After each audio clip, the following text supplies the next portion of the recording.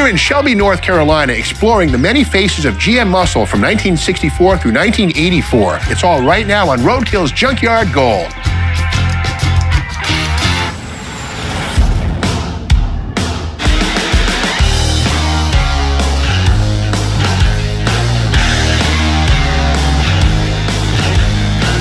I'm Steve Mignonti, hot rod historian, author, and lover of all things cars. I travel all across the country to uncover the forgotten and hidden gems of the automotive world. And now, I'm on the hunt for the next Roadkill Junkyard Rescue Project. This is Roadkill's Junkyard Gold.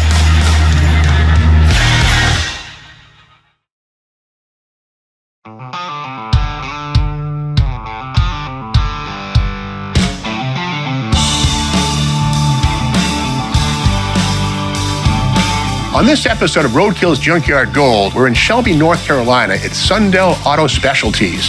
In this 10-acre collection of GM muscle cars, I hear talk of an aluminum engine Chevrolet, an Oldsmobile machine, a tri-power Pontiac, and a very special Chevrolet made just for NASCAR fans here in the South.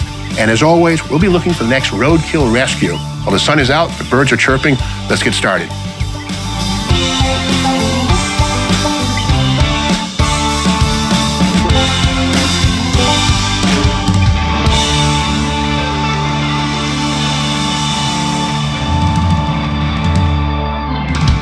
The Chevy Corvair arrived in 1960 as Chevrolet's lowest priced economy model. At that time, there were no Chevelles. They came along in 64, and there were no Novas or Chevy 2s. They came along in 62. Now, initially, the Corvair was sold only as a wagon and as a four-door, but for 1962, a two-door was added, and so was a turbo. How do you find out if you're looking at a turbo car? You see the word Spider right here.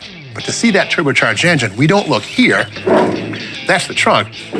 Corvairs were rear engines. We go to the back. And there it is. That's the turbocharger right there that bumps this engine from 95 to 150 horsepower. A lot of times this equipment is troublesome, people remove it, and it's rare to see one of these things intact in the junkyard. The carburetor is kind of unique. This is a Carter YH series side draft carburetor. That's right, it's not a normal up and down draft. It runs sideways, similar to the carburetors used on 1953 and 54 Corvette inline six-cylinder cars, although they had three instead of one of these carburetors. But being a side draft is not affected by turns and cornering. The floats don't get confused. The turbo motor also has heavy-duty forged connecting rods and pistons, and this is the motor you want in your Corvair if you're building a hot rod carbureted engine. Now that turbocharger makes 10 psi of boost. These cars have a very special instrument cluster to keep the driver informed. The turbo cars all came with a gauge package, including a manifold pressure gauge, which told the owner how much boost the turbocharger is making. And of course, all of these cars have a 120 mile an hour speedometer versus the 100 mile an hour speedometer found in non-turbo Corvairs. Tachometer reads to 5,500 RPM. And the most important gauge of all is the cylinder head temperature gauge. This reads up to 600 degrees Fahrenheit. Keep in mind, the Corvair's Flat 6 is an air-cooled engine. There's no radiator, there's no liquid coolant. So if you're driving these too hard, it is possible to overheat the engine with too much boost and too much temperature. This is there to warn the driver to calm down a little bit. Now, these turbo Corvairs were sold with manual transmissions, either a 3 or 4-speed stick, no automatics. This one is a 4-speed, and it's just in such amazing original condition. You don't find them like this in the junkyard very often at all. We've featured a lot of Corvairs in our travels all over the country here on Roadkill's Junkyard Gold. We showcased the swing axle and how it works at Bernardston Auto Wrecking last year. We saw how the fan works at Turner's Auto Wrecking in Fresno, California. And then we even crushed a Corvair van in Vancouver, Washington. It was sad, but it had to happen. But this is the first time I think that I've ever seen a fully intact turbocharged Corvair. This is one of 6,480 turbocharged Corvairs built in 1964, but the total run on turbo cars was just about 50,000 units. These were pretty popular between 1962 and 66, which was the production run on these cars. And keep in mind, along with the Oldsmobile Jetfire, the 215 V8 powered car with a turbo, the Corvair Turbo was America's first mass-produced turbocharged car. And after all, in 1960, Motortrend magazine voted the Corvair its car of the year. This car needs to be restored right back to factory stock, right down to the bi-sply tires, heavy-duty suspension, and 150 horsepower rating. I think it's a museum piece that deserves to come back to its full glory in showroom stock condition. This yard specializes in General Motors products, and the Corvair is a Chevy, but there's still lots of Buick, Olds, and Pontiac metal to look at. Let's get at it.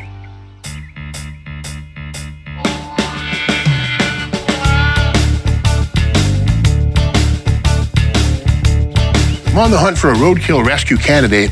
This thing here, this is like a 53 or 55 cab over C600. These are short wheelbase, and when I was a kid, these things terrified me. These remind me of Frankenstein's head coming down the road. Freaky. But this one here, a little too far gone, and being so rusty. I don't know. I'm gonna keep going. Not this one.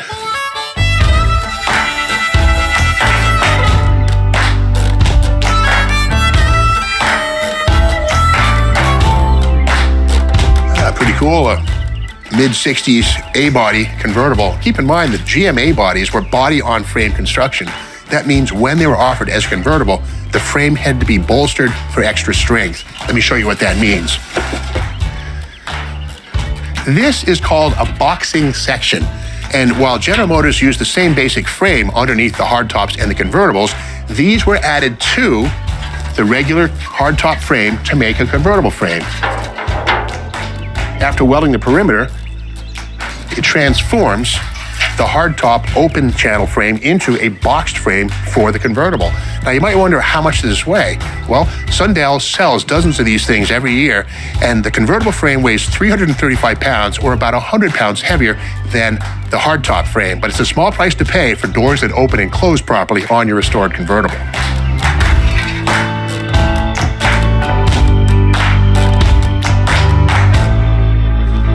See a couple of Olds Cutlasses here. These are not 442s. These are non-performance models with a 352 barrel. Interesting, but not muscle. But this, 3 letters, GTO, the great one.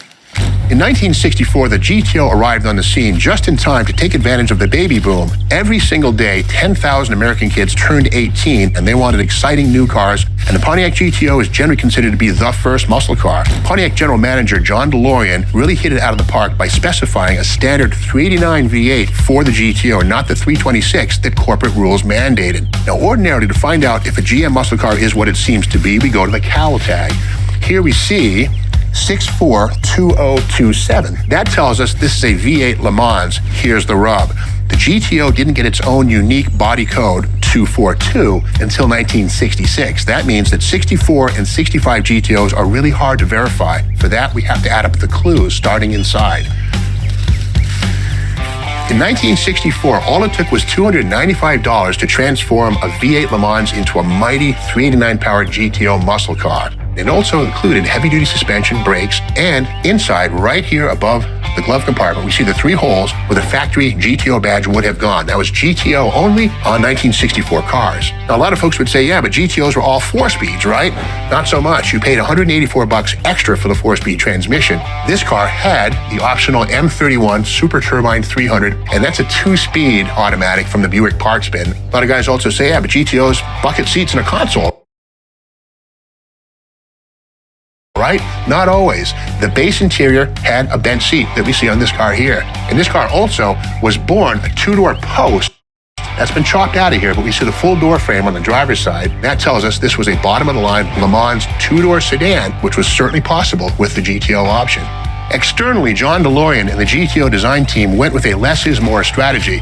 3 simple letters on the rear quarter panel, GTO, which stands for Gran Torissimo Omologato, which is Italian for a homologated race car, taking its cues from the Ferrari 250 GTO of 1962. Purists hated it, muscle car enthusiasts loved it.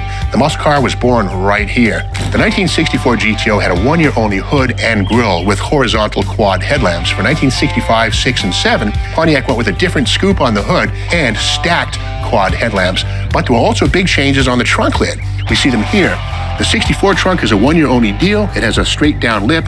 The 65 trunk has a fluted edge to it. There's also a change in how the fuel filler worked. We go here, and in 64, there was a flap that pulled down here.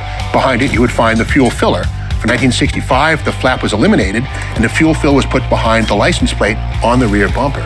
Now, this GTO, if it's a real one, is a first-year edition of a very important muscle car. If this were my car, well, all we have here is the body shell, no frame. But keep in mind, GM muscle cars are body-on-frame construction, and because the VIN is on the body, legally, we can find a frame and make this car complete. The thing that turns me off about this car is the automatic transmission. That slows the car down quite a bit. In fact, back in 1964, Pontiac sent an automatic GTO to Hot Rod magazine for testing. They ran the quarter mile in 17 seconds, panned the car, it was slow, and taught them to send quicker cars to the magazines from there on. I think because of the amount of work involved, this car will have to stay right here, and I bet the guys from Roadkill would agree with me. They leave it here too. There's a lot more to see here at Sundel's. Let's keep looking.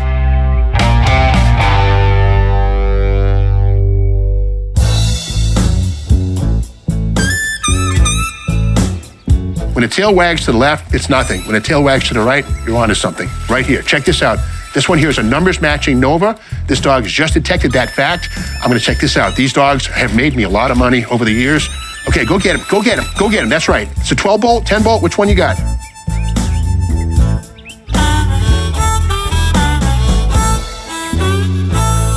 Cool, SS 396 Chevelle, 1968. Big block power, 396 cubic inches, rat motor.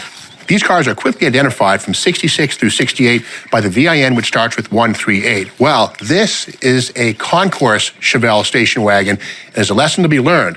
These cars have a style code which also begins with 138.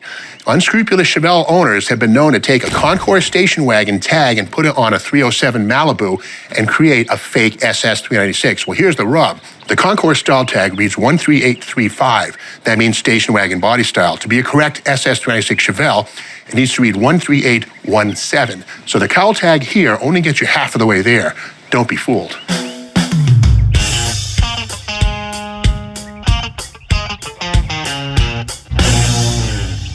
By 1968, over 52% of the nation's population was under the age of 25, and a lot of those kids were buying muscle cars. And by 1970, the insurance industry realized a lot of those kids were crashing their muscle cars.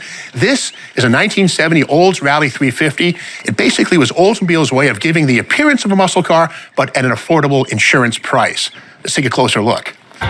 The heart of any muscle car is, of course, the engine, and Oldsmobile is well known for its 455 442. The trouble was, to get that thing insured would cost as much as the car payment. The Rally 350 came with one engine and one engine only, the L74 350 cubic inch small block V8. But with 310 horsepower and 390 foot-pounds of torque, it was anything but boring.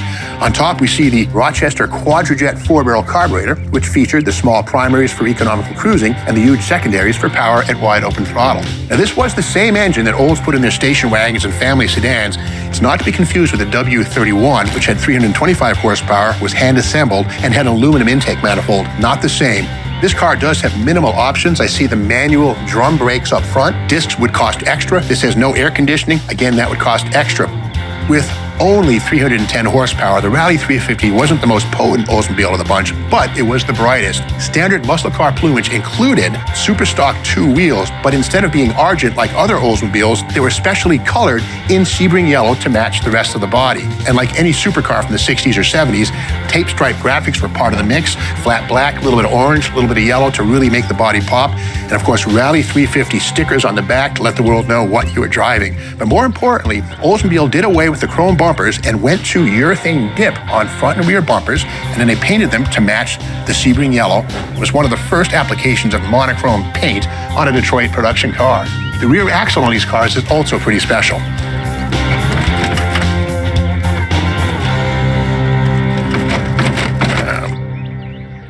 The rear axle was also something special. Let's take a look. Thanks to the amount of rust on this one, that's an Oldsmobile Type O 12-bolt rear axle. A standard Cutlass would have had a 10-bolt, a smaller axle. Well, this here is a very rugged piece, the same thing that was used behind the 455 with 500 foot-pounds of torque. Inside of that is a 323 gear ratio, which is actually lower than the standard 308 gear that would have come with a regular Cutlass 350. Optional gears in these cars were 391s or 342s, but this car here has the 323s with limited slip differential. The transmission on the Rally 350 was one of 3 possibilities. Let's go see what we have. Okay, all right, well, that's the column-shifted automatic, which would have been connected to a turbo 350. Other options would have been a 4-speed on the floor, a 3-speed on the floor, or a Hurst his and hers shifter for the automatic. That his and hers deal had a dual pattern, one for him with manual valve body use, and one for her, which allowed her to go right in the drive or park. Very chauvinistic, if you ask me. But other things I see here are the bench seat, the rubber floor mat, which you never see intact, and this fixed B-pillar. This is an F85. This is Oldsmobile's cheapest model for 1970. And of the 3,547 Rally 350s built, only 160 were based on the Pillar Coupe F85. This is an incredibly rare car. And again, we see minimal options, maximum plumage, and this is how Oldsmobile beat the insurance rap in 1970. If this car were mine, well, this thing has so much rust and it's missing the trunk spoiler, the fiberglass hood, the front fenders, and again, that rust. You'd be into this car for hundreds of thousands of dollars if you really did it right. Why not put this thing on a platform, take it to the car show, put it in the victims category, and let people scratch their heads at how far this Oldsmobile has fallen. A lot more muscle here in the yard. Let's keep looking.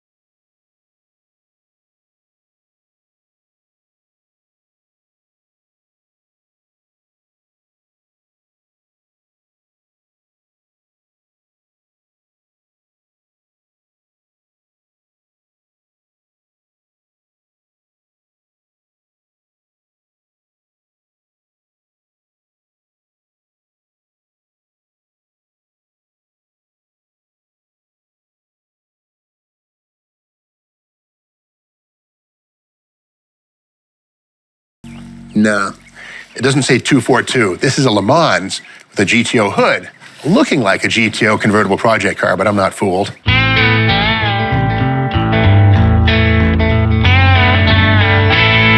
In 1978, General Motors downsized their A-body platform in search of better fuel economy.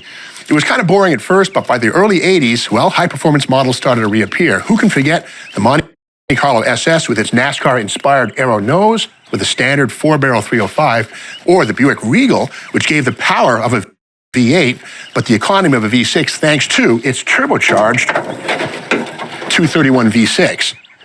But this is something I've never seen.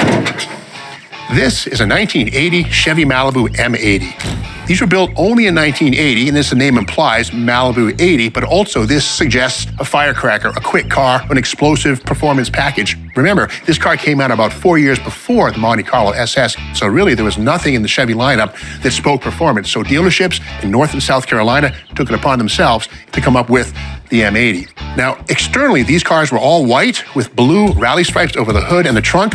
The distinctive horizontal striping here that says M80, and on the back, these had a fiberglass tail spoiler similar to a Z28, but not the same. We also see here something that was standard on all of these M80s, dual exhaust. These are a takeoff of the 9C1 police package, but they were brought straight out instead of sideways out behind the rear tires for a little more visual appeal. Now, the M80 was far more than just a sticker package applied to a Malibu. These were very serious under the hood. The base Malibu engine for 1980 was the pathetic 229 cubic inch 6 with maybe 105 horsepower. Not on the M80. Every one of these cars came with the LG4 305 4-barrel V8 with 155 horsepower. And it's gone. This one also has the F41 heavy-duty suspension, which is part of the 9C1 police car package, which is also where some of the parts of this car came from. And it's something pretty cool. These tubular struts, which go from the engine crossmember to the radiator crossmember, which adds stiffness to the front of this car. The Roadkill guys couldn't hurt this thing.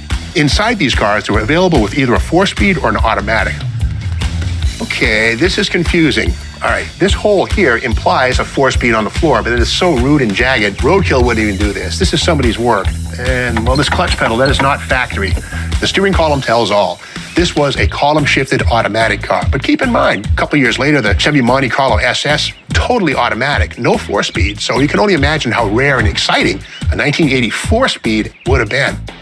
If this 1980 Chevy Malibu M80 were my car, well, I think it would have to be restored. Keep in mind, this is a dealer special in the same way that the 1969 Dan Gurney Special Cyclones were, or the California Special Mustangs were in the 1960s. 1,901 of these cars were built for the North and South Carolina dealer region. These are very special cars. I think I'd go 4-speed and LS1 power instead of the 305 and the automatic on the column. And I know the Roadkill guys might want to snap this one up, but here's the deal. This actually belongs to one of the Sundale family. It's a personal project. They're going to restore it. Sorry guys, you can't have it. But there's still lots of gold here at this yard. Let's keep looking.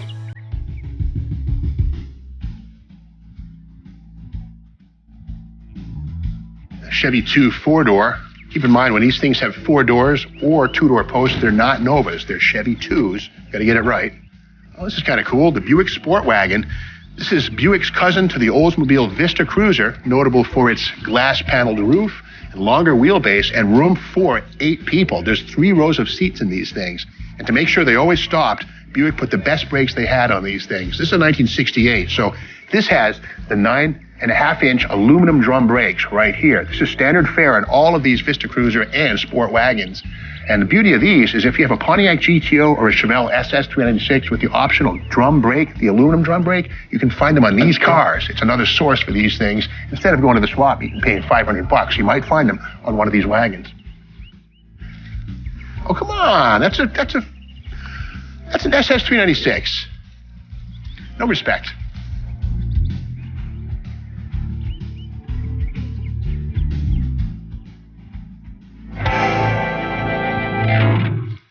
As much as Freiberger and Finnegan love gassers and drag racing, I know that David happens to really dig off-roading and four-wheel drive vehicles.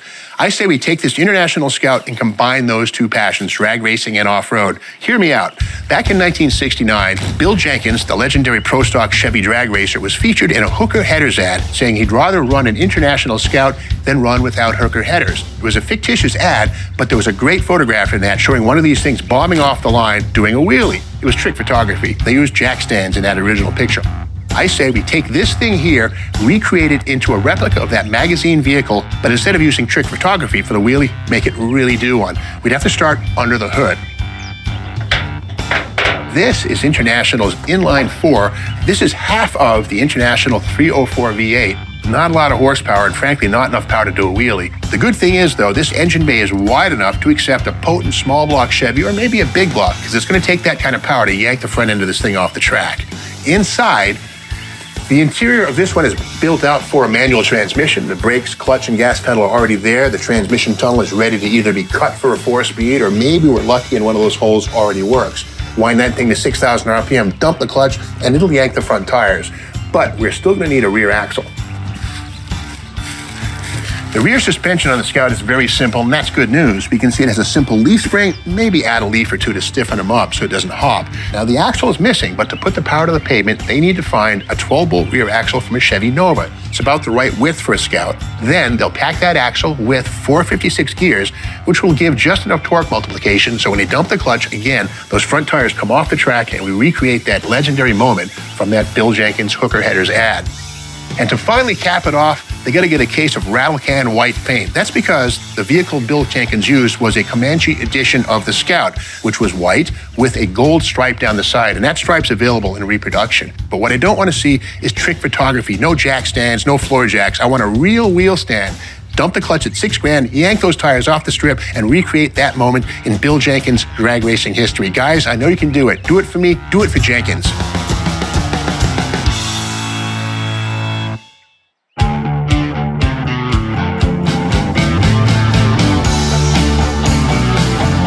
That's it for this episode of Roadkill's Junkyard Gold. We came to Shelby, North Carolina, and we spotted the first muscle car of them all, the '64 Pontiac GTO, Chevy's first mass-produced turbo car, Oldsmobile's insurance-beating Rally 350, and a very special Chevy Malibu M80 built just for North and South Carolina for the NASCAR lovers down here. And don't forget, Roadkill's Junkyard Gold is nationwide. We might be in a junkyard near you. Well, till next time, hasta mañana.